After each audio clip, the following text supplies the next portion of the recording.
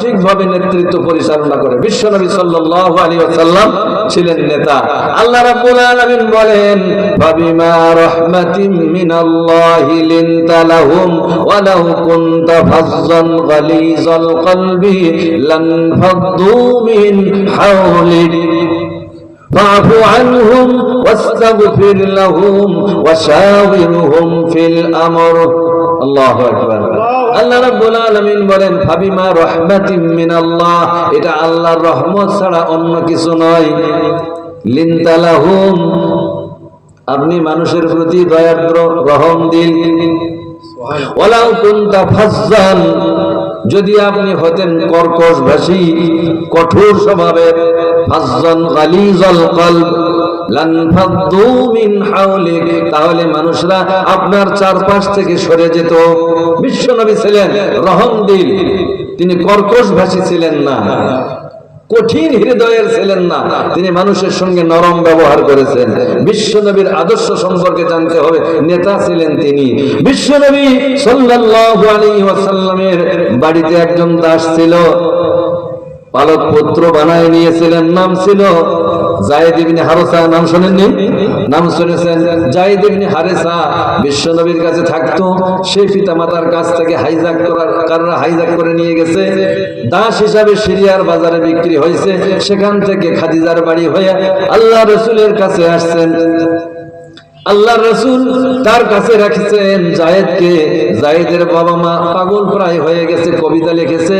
এর উপরে খোঁজ পাওয়ার পরে জায়েদের বাবা চলে আসছে, তার চাচা কাব চলে আসছে। যখন চলে আসছে আল্লাহর নবীর কাছে এসে বলল, ইয়া মুহাম্মদ, আপনার কাছে আমাদের ছেলে আছে, এই ছেলেটা আমরা হারায় ফেলছি, আমাদের ছেলেকে আমরা নিতে এসেছি, কি দিতে হবে? তার বিনিময়ে আমরা ছেলেটাকে আমরা নিয়ে যাব। বিশ্বনবী বললেন, তোমাদের ছেলে আমার কাছে আছে, এই ছেলে যদি তোমরা নিতে চাও আর আমার কাছে থাকা এই ছেলেটি যদি তোমাদের কাছে চলে যেতে চায়, বিনা পয়সায় আমি তাকে যেতে দিব, কোনো মুক্তিপণ দিতে হবে না। আর যদি সে আমার কাছ থেকে যেতে না চায়, আমি কাউকে জোর করে তাড়াইয়া দিতে পারি না। জায়েদের পিতা বলল, এটা তো খুব ভালো কথা। এরপরে আল্লাহ রাসূল জায়েদকে ডাক দিলেন। জায়েদকে ডাক দিয়ে বলে, জায়েদ, এই দুইজন লোককে চিনতে পারো নাকি? জায়েদ বলল, হ্যাঁ চিনেছি, এটা হলো আমার আব্বা হারেসা আর এটা হলো আমার চাচা কাব। আল্লাহ নবী বললেন, জায়েদ, তোমার চাচা এবং তোমার বাবা তোমাকে নিতে আসছে, তুমি যদি চলে যেতে চাও তাহলে যেতে পারো, আর যদি না যাও তাহলে আমি জোর করে পাঠাবো না। জায়েদ বলে, আব্বা আপনারা চলে যান, আমি এই সোনার মানুষটির সঙ্গে থাকতে চাই। আল্লাহু আকবার। বিশ্বনবীর চরিত্র শুনুন। জায়েদ যখন এই কথা বলেছে, জায়েদের পিতা তার চাচা বলল, বাবা তুমি এটা কি কথা বলো? তুমি মানুষের গোলাম হয়ে থাকবে, এই গোলামি কি তুমি পছন্দ করতেছ? জায়েদ বলে, আব্বা এমন এক সোনার মানুষের সান্নিধ্য আমি লাভ করেছি, গোলাম তো নই, বরং তার কাছে এমন আদর এবং সোহাগ পেয়েছি যা মানুষ পিতা মাতার কাছেও পায় না। সুবহানাল্লাহ। বিশ্বনবীর কাছ থেকে যেতে চায় না, ইনি তো নেতা, ঠিক না বেঠি? বিশ্বনবী সাল্লাল্লাহু আলাইহি ওয়াসাল্লাম একটা বকরি জবাই করার জন্য বললেন। এক সাহাবী বলল, হুজুর এই বকরির চামড়া জবাই করে দেব আমি। আর এক সাহাবী বলল, হুজুরের চামড়া খুলে দেব আমি। আর এক সাহাবী বলল, হুজুর গোশতগুলি বানায় দেব আমি। আর এক সাহাবী বলে, হুজুর এই গোশতগুলি রান্না করব আমি। বিশ্বনবী বললেন, আর এই গোশত রান্না করার জন্য খড়ি জোগাড় করে দেব আমি। সাহাবায়ে কেরামগণ বলেন, হুজুর ওই কাজটাও আমরা পারবো, আপনাকে করতে হবে না। বিশ্বনবী সাল্লাল্লাহু আলাইহি ওয়াসাল্লাম বলেন, হ্যাঁ তোমরা পারবে আমি জানি, কিন্তু তোমরা শুধু কাজ করবে, আর আমি আলাদা বৈশিষ্ট্য নিয়ে বসে থাকা পছন্দ করি না, বরং তোমরাও কাজ করবে, আমিও তোমাদের সঙ্গে কাজ করব। বিশ্বনবীর আদর্শ। বিশ্বনবী জনাবে মুহাম্মদুর রাসূলুল্লাহ সাল্লাল্লাহু আলাইহি ওয়াসাল্লাম বদরের যুদ্ধে যাচ্ছেন। যাবার সময় উট কম, এক একটা উট 4 জন করে ভাগ। বিশ্বনবী যখন যাচ্ছিলেন তার ভাগে যে উটটা, সেই উটে তিনজন লোক।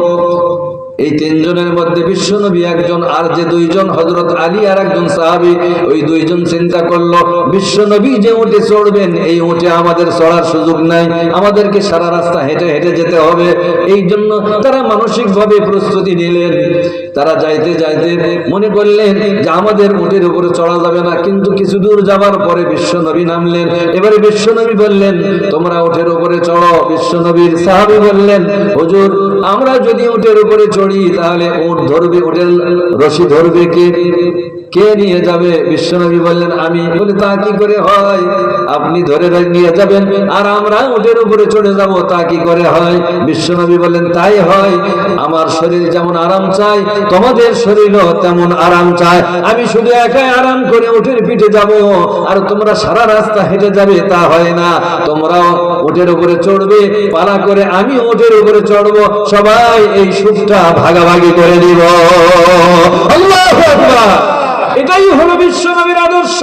এমন নেতা যদি আমাদের সমাজে থাকতো এই সমাজটা শান্তির সমাজে পরিণত হয়ে যেত, ঠিক না ঠিক? বিশ্বনবীর আদর্শ আমি কি বলবো, সময় নাই। হ্যাঁ বুঝতে পেরেছি, সময় কম। আমি যে হাদিসটি আলোচনা শুরু করেছি, বিশ্বনবী সাল্লাল্লাহু আলাইহি ওয়াসাল্লাম বলেন, আচ্ছা ঠিক আছে, রাসূল সাল্লাল্লাহু আলাইহি ওয়াসাল্লাম বলেন ইমামুন আদিলুন ওয়া শাবুন নাশাউ ফি ইবাদাতিল্লাহ। আর ওই ব্যক্তি যে যৌবন বয়সে আল্লাহর ইবাদত করে, যখন যৌবন থাকে মনের সামনে কত রূপ কত চাকচিক্য চোখের সামনে ধরা পড়ে, ওই চাকচিক্য দেখে যুবকের মন বিভিন্ন দিকে ছুটে যায়। শয়তান ওগুলিকে সুন্দর করে তাদের সামনে তুলে ধরে, কিন্তু ওই অবস্থায় শয়তানের প্রলোভনকে লাঠি মেরে যে আল্লাহর দিকে রুজু হয়, আল্লাহর ইবাদতে শামিল হয়, আল্লাহর রাসূল ঘোষণা দিয়ে যাচ্ছেন যে ওই ব্যক্তি, যুবক ব্যক্তি যৌবনের তাড়নায় অন্যায় কাজের দিকে না গিয়া আল্লাহর ইবাদতে শামিল ছিল, এই জন্য আল্লাহ রাব্বুল আলামিন খুশি হয়া তাকে আরশের ছায়ার নিচে জায়গা দান করবে। ভাইরা আমার, বিশ্বনবী বলেন ওয়ারাজুলুন কলবুহু মুআল্লাকুম বিল মসজিদি ইযা খারাজা মিনহু হাত্তা ইয়াউদা ইলাইহি।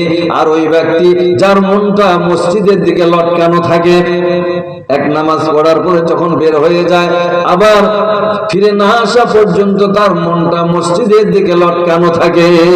তার মানে কি, যে এক নামাজ পড়া আরেক নামাজের জন্য আসবে, আর কোনো কাম কাজ নাই, তাকে মানুষ কি বলবে? বলবে কুড়া। কারণ এই খালি মসজিদ ছাড়া আর কিছু বোঝে না, খালি ওই মসজিদের যায় না। এ কথার অর্থ বুঝতে হবে, মসজিদের দিকে মন লটকানো তার অর্থ কি? বিশ্বনবীর সময়ে মদিনার ইসলামী রাষ্ট্রে সকল কর্মকাণ্ড মসজিদ ভিত্তিক পরিচালিত হতো। সুতরাং মসজিদ থেকেই বিচার ফাইসালা হতো, মসজিদ থেকেই যুদ্ধের জন্য সেনাপতি নিয়োগ করা হতো, যুদ্ধের নির্দেশনা দেওয়া হতো, মসজিদ থেকেই গম বন্টন করা হতো, খেজুর বন্টন করা হতো এবং এলেম বিতরণ করা হতো। সকল কর্মকাণ্ড মসজিদ থেকে পরিচালনা করা হতো। শুধু আসামিদেরকে মসজিদের মধ্যে শাস্তি দেওয়া হতো না, এমনকি কয়েদিদেরকে এই মসজিদের মধ্যে খুঁটির সঙ্গে বেঁধে পর্যন্ত রাখা হয়েছে। সকল কর্মকাণ্ড মসজিদ কেন্দ্রিক হতো। সুতরাং মসজিদের দিকে যার মন লটকানো থাকে, যখনই কোনো জিহাদের জন্য আহ্বান আসবে সঙ্গে সঙ্গে ছুটে যাবে। এই কথাগুলি বলার সময় নাই, এই হাদিসটি আমি আলোচনা করতেছিলাম। বিশ্বনবীর প্রিয় সাহাবী সাদ সালমি, সে আল্লাহর নবীর কাছে এসে বলল, ইয়া রাসূলুল্লাহ, আমি যুবক, আমার বিয়ের সময় হয়ে গেছে, কিন্তু আমি মানুষটা কালো, আমার সঙ্গে কেউ বিয়ে দিতে চায় না, আপনি একটা ব্যবস্থা করে দেন। তা না হলে হয় না। বিশ্বনবী মদিনার সেরা ধনীদের মধ্যে একজন ছিল আমির, সেই আমিরের কাছে পত্র লিখলেন, লিখে সাদ সালমির হাতে পাঠিয়ে দিলেন। সাদ সালমি আমিরের বাড়িতে গিয়া তার হাতে যখন তুলে দিলেন চিঠি, ওই চিঠি পড়ে আর ওই যুবকের চেহারার দিকে তাকায়, আমার মেয়েটা মদিনার সকল সুন্দরীদের মধ্যে একটা সুন্দরী, আর আমার মেয়ের সঙ্গে এমন কালো কুৎসিত একটা ছেলেকে পাঠিয়ে দিয়েছে, বিশ্বনবী এই ছেলের সঙ্গে আমার মেয়েকে কেমন করে বিয়ে দেয়, কিন্তু চিঠি তো পাঠিয়ে দিয়েছেন বিশ্বনবী। তাই মনে মনে চিন্তা করে কি করি, হঠাৎ করে চিন্তা করলো বাড়িতে গিয়ে একটু পরামর্শ করি। স্ত্রীর কাছে গিয়ে যখন বললো, স্ত্রী বলল মেয়ের মতামত নাও। এবারে আমের যখন মেয়ের ঘরের মধ্যে প্রবেশ করেছে, দেখে তার মেয়েটা কাঁদতেছে, দু চোখ দিয়ে দর দর করে পানি পড়ে যাচ্ছে। আমের বললেন, মা তুমি কাঁদো কেন? তুমি কি মনে করেছো আমি ওই কানো ছেলেটার সঙ্গে তোমার বিয়ের ব্যবস্থা করব? মেয়ে আরো হাউমাউ করে কেঁদে দিল। মেয়েটা বলল, যখন জোরে কাঁদা দিল, এবারে আমির বলতেছে, মা তুমি আরো বেশি কাঁদো কেন? এ কথা শুনে যে তোমার থেমে যাওয়ার কথা, তুমি আরো বেশি কাঁদো কেন?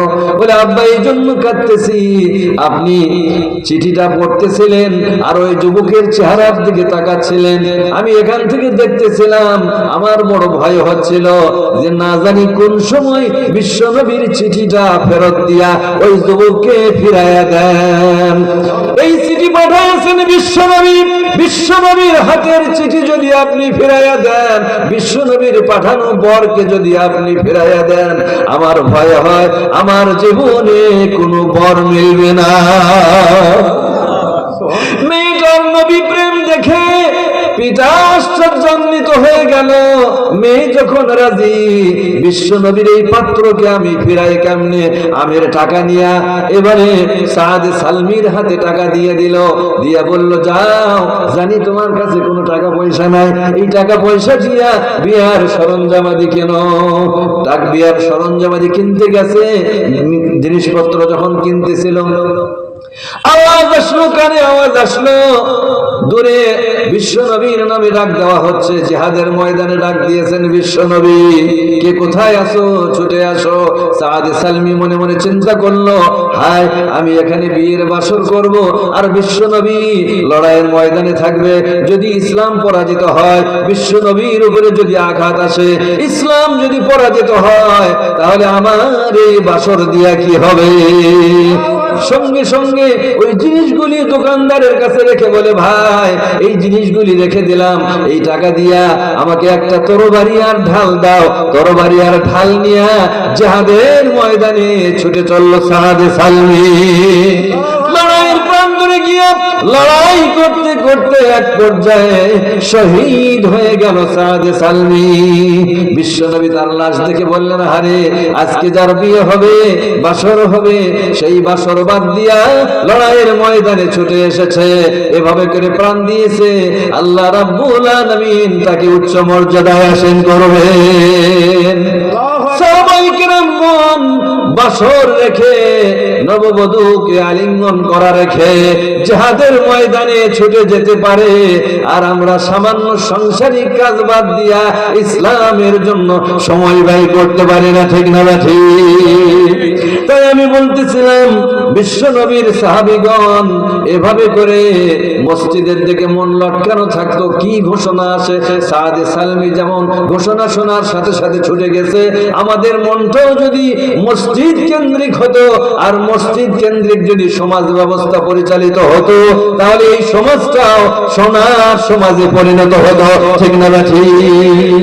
ভাইরা আমার, বিশ্বনবী এর পরে বলেন, ورجلان تحابا في الله اجتمعا عليه وتفرقا عليه। আর ওই দুইজন ব্যক্তি যে আল্লাহর জন্য পরস্পর মিলিত হয়, আল্লাহর জন্য পরস্পর আলাদা হয়, ওই ব্যক্তি কাল হাসরের ময়দানে আল্লাহর আরশের ছায়ার নিচে জায়গা লাভ করবে। সুবহানাল্লাহ। এরপরে বিশ্বনবী সাল্লাল্লাহু আলাইহি ওয়াসাল্লাম বলেন, ওয়ারাজুলুন যাকারাল্লাহ খালিয়ান ফাফাদাত আইনাহু। আর ওই ব্যক্তি যে গোপনে আল্লাহর ভয়ে অশ্রু বিসর্জন করে, আল্লাহর ভয়ে চোখের পানি ফেলায়, যারা শেষ রাত্রে উঠে তাহাজ্জুদের নামাজ পড়ে গোপনে অশ্রু বিসর্জন করে আল্লাহর ভয়ে, ওই ব্যক্তি এমন মর্যাদাশালী, আল্লাহর কাছে এত পছন্দনীয়, হাসরের ময়দানে সবাই যখন নাফসি নাফসি করতে থাকবে, কষ্টের মধ্যে থাকবে, তখন ওই ব্যক্তিকে আল্লাহ পাক তার আরশের ছায়ার নিচে জায়গা দান করবে। বিশ্বনবী বলেন দুই প্রকারের চোখ কে জাহান্নামের আগুন স্পর্শ করতে পারবে না। এক চোখ হচ্ছে যে আল্লাহর ভয়ে রোদন করে, আর দুই নাম্বার ইসলামী রাষ্ট্রের সীমান্ত পাহারা দিয়া যে রাত জাগে, যে চোখ জেগে থাকে, এই দুইটা চোখ জাহান্নামের আগুন জ্বলবে না। জাহান্নামের আগুন চোখে জ্বলবে না, অন্য জায়গায় জ্বললে কি কোনো লাভ হবে নাকি? চোখে চোখ স্পর্শ করবে না, তার মানে হলো ওই ব্যক্তিকে আল্লাহ পাক জাহান্নামে দিবেন না। জাহান্নামে না দিলে তাদেরকে কোথায় দিবেন? জান্নাতে দিবেন। সুতরাং এমন ব্যক্তিকে আল্লাহ রাব্বুল আলামিন তার আরশের ছায়ার নিচে জায়গা দান করবেন। এরপরে বিশ্বনবী সাল্লাল্লাহু আলাইহি ওয়াসাল্লাম বলেন, ওয়ারাজুলুন দাআতু ইমরাআতুন যাতা হাসাবিন ওয়া জামালিন ফাকালা ইন্নী আখাফুল্লাহ।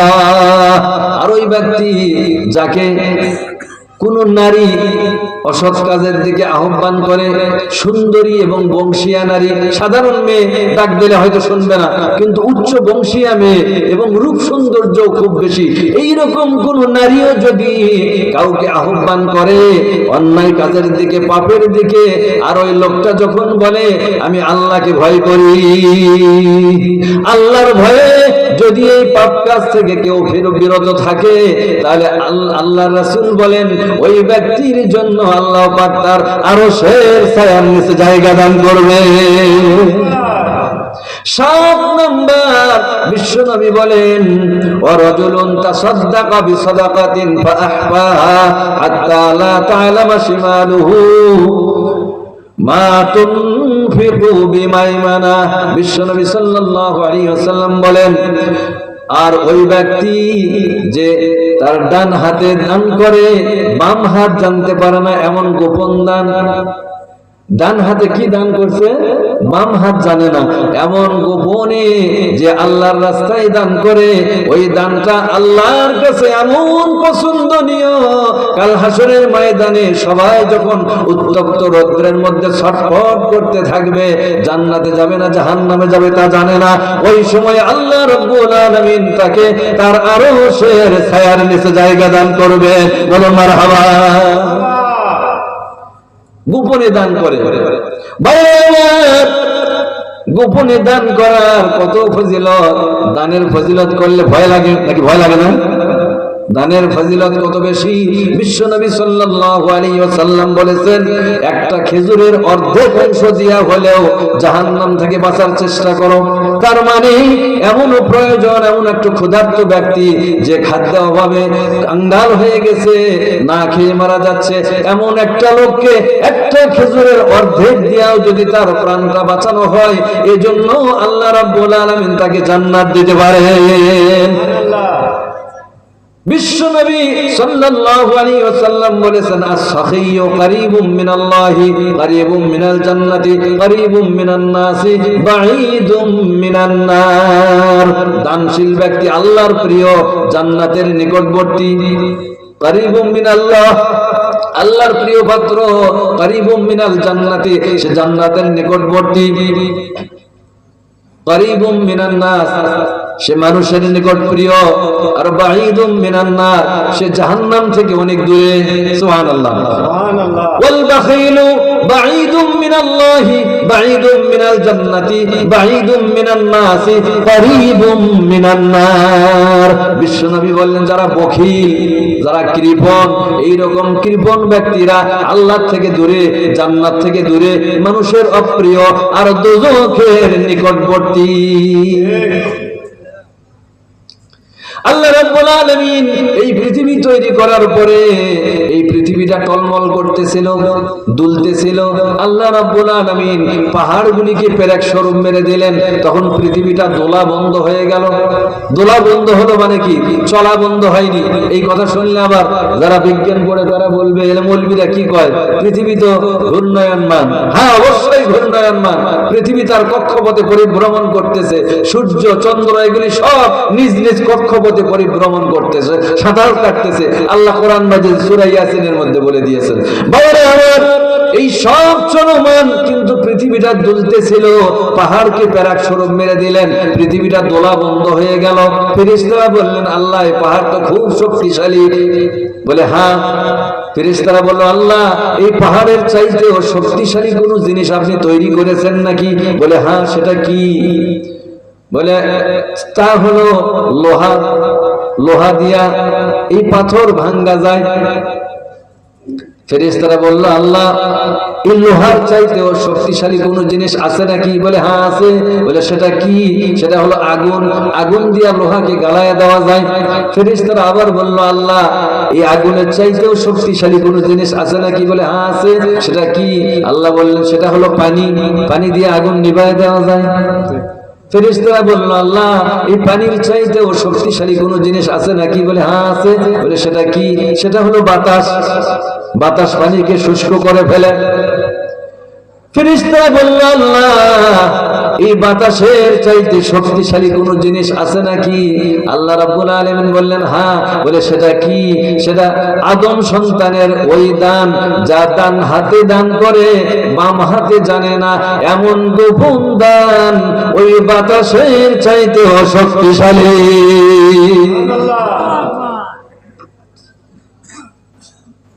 দানের কথা শুনলে মনটা খারাপ হয়ে যায়, তাই না? মন খারাপ হওয়ার কিছু নাই। মন তো খারাপ হবেই, কারণ মানুষের এই জানের প্রতি মায়া বেশি আর মালের প্রতি মায়া বেশি, ঠিক না? বেশি মালের প্রতি মায়া বেশি। জেনে রাখবেন, নৌকার নিচে পানি যত বেশি হবে নৌকা তত ভালো চলবে। আর এই পানি যদি নৌকার ভিতরে ঢোকে তাহলে নৌকা ডুবে যাবে, ঠিক না? ঠিক। মাল সম্পদ মানুষের বেশি থাকলে এই মাল সম্পদ দিয়ে মসজিদ বানাতে পারে, মাদ্রাসা বানাতে পারে, রাস্তা বানাতে পারে, গরিব অসহায় মিসকিনদেরকে দান সদকা করতে পারে, কত না মানুষের উপকার করতে পারে। কিন্তু এই মালের মহব্বত যদি অন্তরের মধ্যে ঢুকে যায় তাহলে এই মালই তাকে জাহান্নামের মধ্যে ডুবাইয়া দিবে, ঠিক না? ঠিক। এই মালই তাকে জাহান্নামে নিয়ে যাবে।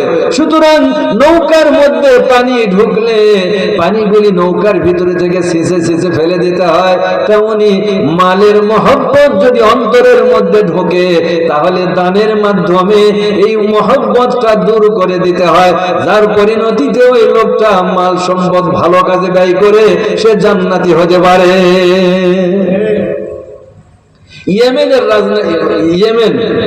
ইয়েমেনের রাজধানী সানাআ। এই সানাআ থেকে 6 মাইল দূরে একটা জায়গা, সেই জায়গায় একটা লোক বসবাস করত। কোরআন মাজিদে সূরা কালামের মধ্যে 29 পারা সূরা কালামের মধ্যে এই ঘটনাটা বর্ণনা করা আছে। 6 মাইল দূরে একটা জায়গা, ওই জায়গায় একটা লোক বসবাস করত। সে যে কৃষি আবাদ করত, ফলের বাগান লাগাইছিল, সেই ফলের বাগানে যখন ফল পাড়ত তখন সেই ফল থেকে গরিব মিসকিন অসহায় মানুষদেরকে সাহায্য করত। কিন্তু যেই দিন ফল পাড়বে সেই দিন ফকির মিসকিন এসে নিচে ভিড় জমাতো, যেগুলি নিচে পড়ে যেত ওই ফকির মিসকিন কুড়ে নিয়ে যেত। যখন তার মৃত্যু হয় তার কয়েকজন ছেলে, 3জন ছেলে, তারা বলল আমার আব্বা আগে একাই ছিল, এই সম্পদগুলি আমাদের ভাগ ভাগ হয়ে গেছে, এখন যদি আমরা আব্বার মতো এত দান সদকা করি, ফকির মিসকিনকে সাহায্য করি, তাহলে আমাদের সংসার চলবে না। এই জন্য ফকির মিসকিন জানার আগে অতি ভোরে প্রত্যুষে আমরা বাগানে যাব, বাগানে গিয়া ফলগুলি আমরা পেড়ে নিয়ে আসব, যাতে কোনো ফকির মিসকিন খবর না পায়, টের না পায়। রাত্রি বেলায় ওরা ফিস ফিস করে একজন আর একজনের বলতেছে, এই ওঠো ওঠো, তাড়াতাড়ি ফল পড়বার যাওয়া লাগবে। ফল পড়ার জন্য ফিস ফিস করে রাত্রে অন্ধকারের মধ্যে তাদের বাগানে চলে গেছে।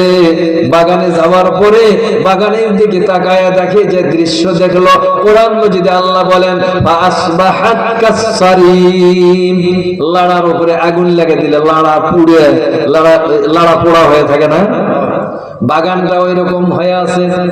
একজন বলতেছে আমরা ভুল পথে আসছি, আর একজন বলতেছে না না, এই তো এই রাস্তা দিয়ে আমরা প্রতিদিন আসি, সঠিক রাস্তা দিয়ে আসছি। আর একজন বলল আমরা হতভাগা হয়ে গেছি, আমরা যে মনে মনে পরামর্শ করছিলাম আল্লাহর রাস্তায় দান করব না, ফকির মিসকিনকে দিব না, অসহায় মানুষদেরকে দিব না, আমরা একাই ভোগ করব, এই জন্য যে পরিকল্পনা করেছিলাম, এই পরিকল্পনার কারণে আল্লাহ পাক অসন্তুষ্ট হয়ে গেছে, যাতে করে আমাদের এই বাগানে সর্বনাশ হয়ে গেছে। তারা দেখলো তাই তো, এই তো আলজাল সব চেনা যাচ্ছে, গোটা বাগান পুড়ে ভস্ম হয়ে আছে। এটা কোরআনের কাহিনী, আজগুবি বানানো কিচ্ছা নয়। তারা বললো এবারে কি করব আমরা? তিনজনে মিলে পরামর্শ করলো না আমরা তওবা করব, আমরা যে সিদ্ধান্ত নিয়েছিলাম এটা ভুল সিদ্ধান্ত, এবারে আমরা তওবা করব যে আমরা এবারে বাগান লাগাবো, এই বাগানে যে ফসল হবে আমার বাবা যেমন আল্লাহর রাস্তায় খরচ করত, গরিব এতিম মিসকিনকে দিত, অসহায় মানুষদেরকে দিত, আমরাও ওইভাবে দিতে থাকবো। আল্লাহ রাব্বুল আলামিন তাদের বাগানে এত বরকত দিয়েছে, তাফসীরের মধ্যে লেখে তাদের বাগানে এত বড় বড় আঙ্গুরের ঝোপা হয়ে গেছে, এক একটি ঝোপা বহন করার জন্য একটি উটের প্রয়োজন হয়ে গেছে। বলেন না সুবহানাল্লাহ। বরকত দিতে পারেন কে? আল্লাহ। বলেন তো আমাদের এই গ্রামের মধ্যে আমাদের যতগুলা বাড়ি আছে সবগুলা বাড়ির চাইতে আল্লাহর ঘর ভালো থাকা লাগবে বেশি, না আমাদের নিজেদের বাড়িটা সুন্দর হওয়া লাগবে বেশি? আল্লাহর ঘর।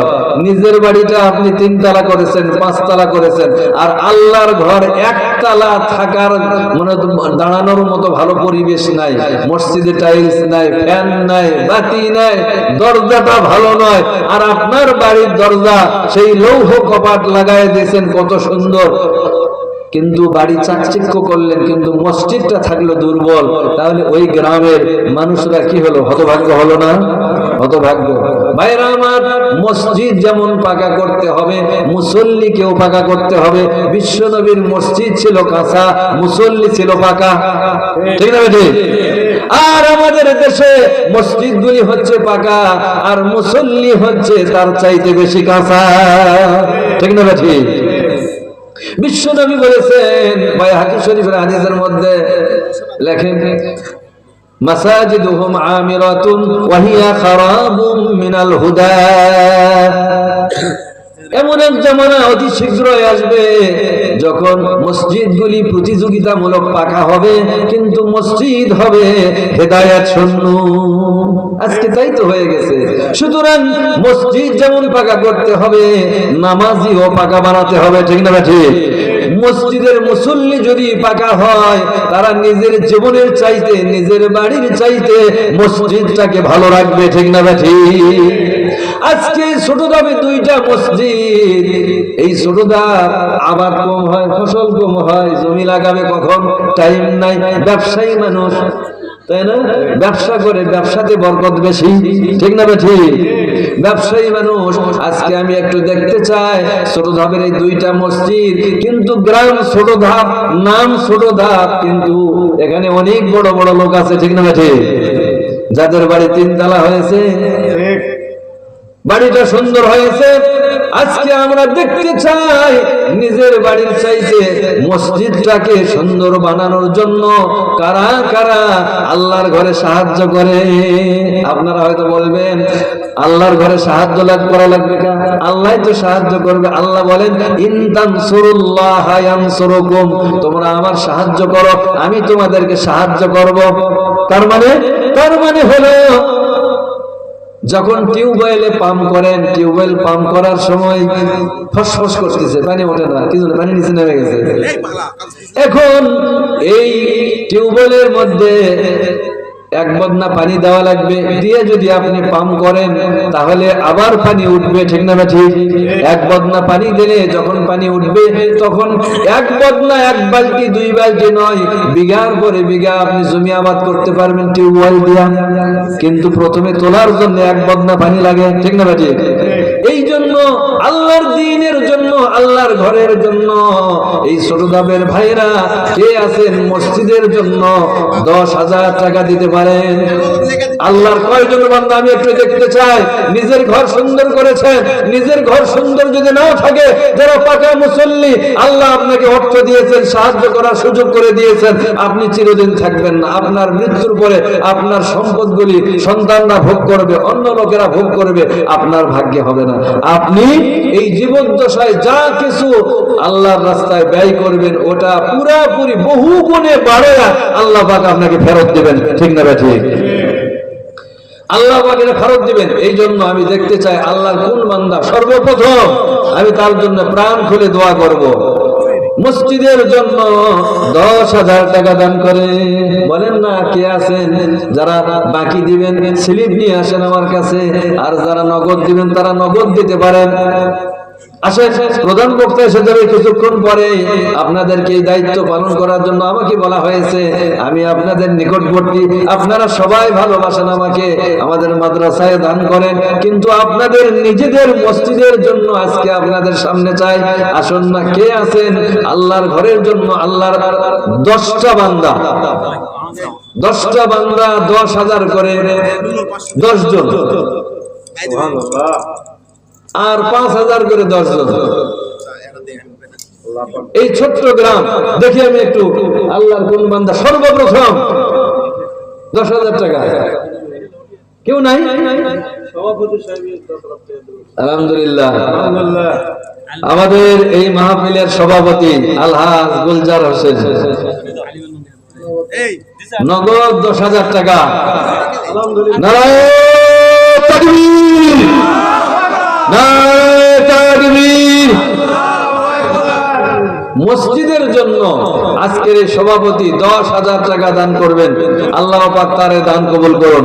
আল্লাহ রাব্বুল আলামিনের কাছে প্রাণ খুলে দোয়া করছি। আল্লাহ অবশ্যই গুলজার হোসেন তিনি মসজিদের জন্য 10,000 টাকা দান করেছেন। আল্লাহ আমি প্রাণ খুলে দোয়া করছি তার মনের নেক আশাকে আপনি পূরণ করুন, মনের আশা পূরণ করুন, তার রিজিক রুজিতে খায়ের বরকত দান করুন, আসমানি বালা জমিনি বালা সর্ব রকমের বালার থেকে হেফাজত করুন।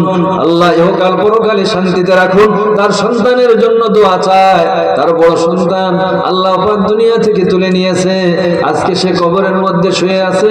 আল্লাহ এই মাহফিল থেকে দোয়া করছি ওই সন্তানের কবরটাকে আপনি জান্নাতের বাগান বানায়া দিন। ছোট্ট একটি সন্তান রেখে আল্লাহ অকালে চলে গেছে। সন্তানটা কত ভালো ছিল, ছোট ভাইকে নিয়ে আমার মাদ্রাসায় যেত প্রতিদিন কষ্ট করে। আল্লাহ তাকে উঠায় নিয়েছেন, তার জন্য দোয়া করছি তার কবরটাকে জান্নাতের বাগান বানায়া দিন।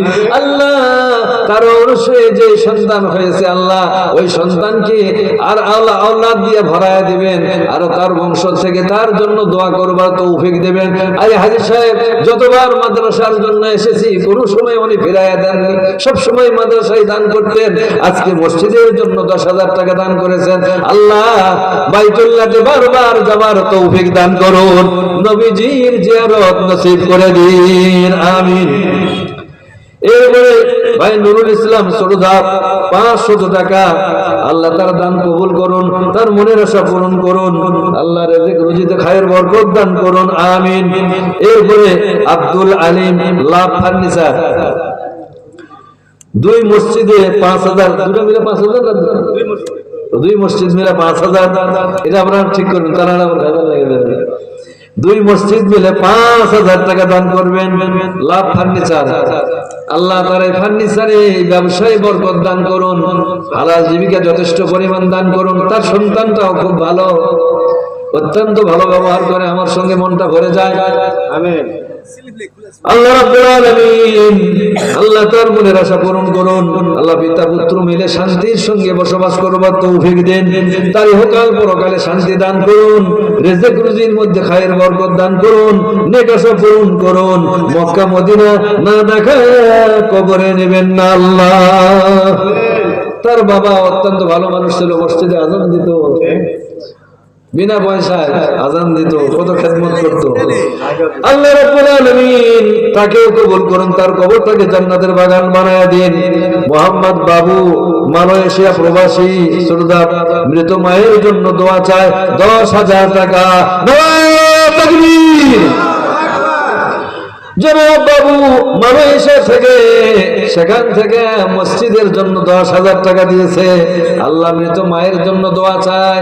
সন্তান মাকে ভালোবাসে, আল্লাহ মায়ের জন্য যেমন তার প্রাণ কাঁদে, আল্লাহ মায়ের খেদমত করে তাকে জান্নাতি হবার তৌফিক দিন। তার মায়ের এটা আচ্ছা। এরপরে মোহাম্মদ সুরুজ আলী দুপসেজিয়া 25 বস্তা সিমেন্ট দিবে। মারহাবা সুরুজ আলী ভাই, উনি দানশীল। আল্লাহ তার দানটা কবুল করুন। এই যে মুড়ি ছিঁড়ছে, মুড়ি ছিঁড়া হবে না, মুড়ি ছিঁড়া হবে না, মুড়ি থাকবে। সুরুজ আলী ভাই 25 বস্তা সিমেন্ট দান করেছে। আল্লাহ তার দান কবুল করুন, তার মনের আশা পূরণ করে দিন। এরপরে নুরুল ইসলাম 500 টাকা। আল্লাহ পাক তাদের দানকে কবুল করুন। 10,000 টাকা কিন্তু দুইটা হলো, মাত্র দুইটা হলো। আমি 10টা চাইছি, দেরি করাবেন না। প্রধান বক্তা আসছে, তাহলে দেরি হয়ে যাবে। তাড়াতাড়ি আসেন। আপনাদের মসজিদের জন্য দান করবেন, মসজিদটা সুন্দর হবে, আপনারা নামাজ আদায় করবেন। তাড়াতাড়ি স্লিপ পাঠিয়ে দেন। আমি তো জোর করে আপনাদের কাছে নিতে পারবো না। এই দুনিয়াতে যারা আল্লাহর রাস্তায় খরচ করে, আল্লাহ তাদের বরকত দান করেন। থানবী রহমতুল্লাহ আলাইহি তার কিতাবে লিখেছেন, একজন মহিলা রাস্তা দিয়ে যাচ্ছিল, যাবার সময় তার সন্তান নিয়ে একটা রুটি খাচ্ছিল। খাবার সময় একটা বাঘ ছুটে এসে ওই রুটিটা খাবার সময় একজন ফকির এসে, সাইল এসে তার কাছে আবদার করলো, আমাকে একটু খাবার দেন, আমি খুব ক্ষুধার্ত। মহিলা ওই রুটির বাকি অংশ না খেয়ে ওই মিসকিনকে দিয়ে দিল। মিসকিন রুটি নিয়ে চলে গেল। ওই মহিলার সন্তানকে নিয়ে যাচ্ছিল, জঙ্গলের পাশ দিয়ে যাওয়ার সময় বাঘ এসে তার সন্তানটাকে ধরে নিয়ে জঙ্গলের দিকে দৌড় দিল। মহিলা চিৎকার করে বলতেছিল, আল্লাহ আমার সন্তানকে নিয়ে গেল। এই বলার সাথে সাথে বাঘ যেন জঙ্গল থেকে ফিরে আসতেছে। ফিরে এসে মহিলার সামনে সন্তানকে রেখে দিয়া জঙ্গলের দিকে দৌড় দিয়েছে। একটা আওয়াজ পাচ্ছে গায়েব থেকে, ও আমার বান্দি, ওই লোকমার বিনিময়ে এই লোকমা ফিরাইয়া দিলাম। আল্লাহু আকবার। প্রথম লোকমাটা ছিল রুটির একটা লোকমা, এক টুকরা রুটি। এটা মিসকিনকে দেওয়ার বিনিময়ে আল্লাহ পাক খুশি হইয়া তার কোলের সন্তানকে বাঘের মুখ থেকে তাকে ফিরাইয়া দিলেন। আজকে আপনি মসজিদের জন্য আল্লাহর রাস্তায় খরচ করবেন, এর বিনিময়ে আল্লাহ পাক আপনাকে অনেক বিপদ থেকে বাঁচাইয়া দিবেন। সুবহানাল্লাহ। এরপরে আল্লাহর একজন বান্দা 300 টাকা দান করেছে। আল্লাহ তার দান কবুল করুন, তার মনের আশা পূরণ করুন, রিজিক রুজিতে খায়ের